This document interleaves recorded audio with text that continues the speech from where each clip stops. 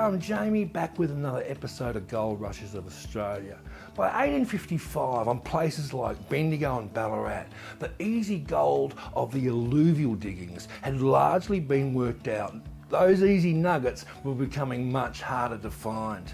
Fortune seekers now had to look deeper to find their reward. It had only been the year before, in 1854, when Christopher Ballasted on Bendigo was the first to dig a deep shaft, putting to the sword the belief that the further down you dug, the less gold that you'd find. Across the Victorian goldfields, the cry went up, "Downwards, boys!" Men began sinking deeper shafts, chasing rich gold deposits they believed lay in ancient buried river channels known as deep leads. These leads were former watercourses now entombed under layers of clay and volcanic rock. If the miners could find where these deep rivers ran, they may hit the jackpot, hitting rich gold-bearing gravel deep underground. Now, it was dangerous work, it was hard, back-breaking work, but the rewards were irresistible. Now, deep lead mining required more than one man with a shovel. It required cooperation and engineering. So groups of miners, they formed partnerships to share in the immense labour of digging these shafts. Now, these shafts went down to somewhere around 100 foot till they reached bedrock through wet, collapsing soil. At Ballarat, which sits on top of a basalt plain, Cornish and Welsh miners, who had lots of experience back home in their tin and coal mines, brought valuable experience, shoring up shafts with timber and setting up pumps to deal with water seepage. Flooding and cave-ins was a constant threat for deep lead miners, yet the lure of that gold kept them working.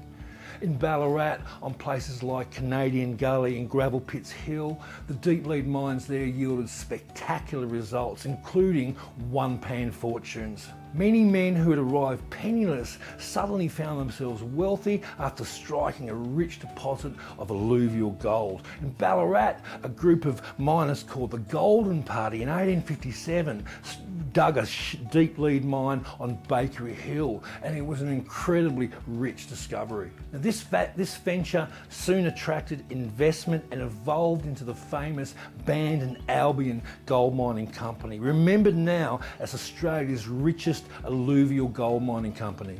The shift to deep lead mining also changed the social fabric of the goldfields. A single prospector found the cost of digging a deep lead mine just too expensive, so they banded together, forming cooperatives, each with its own cluster of shareholders who pooled their resources to dig shafts and construct water drainage channels. Even the style of mining camps began to change once deep lead mining began to take off. Around a successful deep lead mine, a more permanent settlement might take shape, with timber huts replacing the tents and families joining what was once all-male camps. Indeed, places like Bendigo and Ballarat were becoming company towns.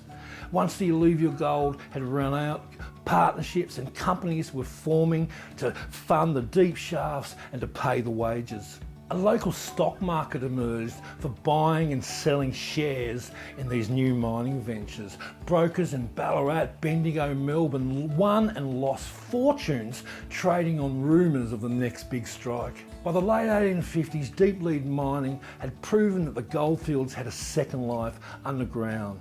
In Ballarat, the deep lead mines were incredibly rich. In 1856 alone, they extracted £4 million worth of gold, or 50 plus tonnes just in that year. That's an incredible return that changed Ballarat from a tent city into a thriving, wealthy city that had schools, theatres, plenty of hotels.